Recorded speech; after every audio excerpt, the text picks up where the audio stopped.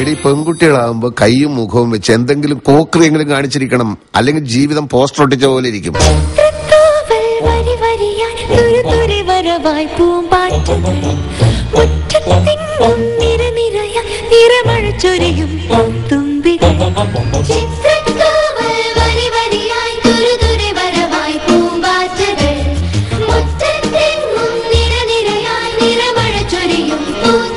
வரி வட்டி கிஸ்தி யாரிடம் கேட்கிறாய் வரி எதற்கு கேட்கிறாய் கிஸ்தி எங்களோட வயலுக்கு வந்தாயா நாட்டு நாட்டாயா என் குலமாந்தருக்கு மஞ்சள் அரைத்து கொடுத்தாயா மானம் கெட்டவனே வரி வட்டி கிஸ்தி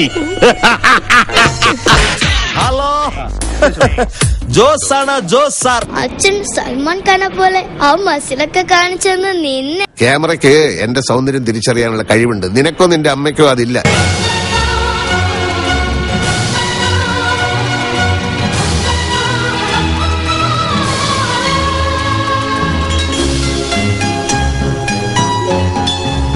കുങ്കുമപ്പൂ അരച്ചു ചേർത്ത പാലല്ലേ, ഞാൻ കുടിക്കാം. ഞാനൊന്ന് വെളുക്കോ നോക്കട്ടെ. എന്റെ ഈശോയെ, നീ അങ്ങ് കയറി വെളുത്തല്ലോടാ.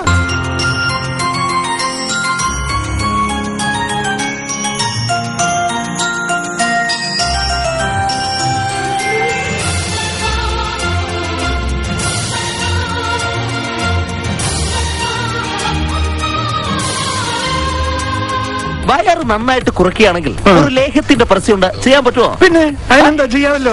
ആദ്യം ലേഹ്യം കഴിച്ചതിന് ശേഷമുള്ളത് എടുക്കുക. ഓക്കെ, കഴിക്കുന്നതിന് മുമ്പുള്ളത് എടുക്കാൻ ഒരു 6 മാസം സമയം. ആള് കോമഡിക്കാരനാണല്ലേ, പാലായിലെ മെയിൻ കൊമേഡിയൻ അല്ലേ. പെറ്റ തള്ള സൈക്കി.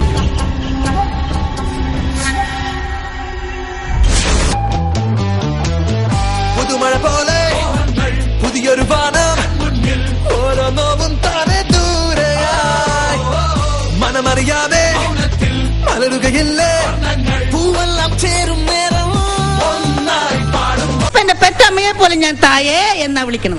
അത് നീ റോഡിൽ ഇറങ്ങി തായോ തായോ എന്ന് വിളിച്ച് ശീലിച്ചതിന്റെ കുഴപ്പം. എല്ലാറ്റിനും ഉത്തരം പറയേണ്ടി വരും.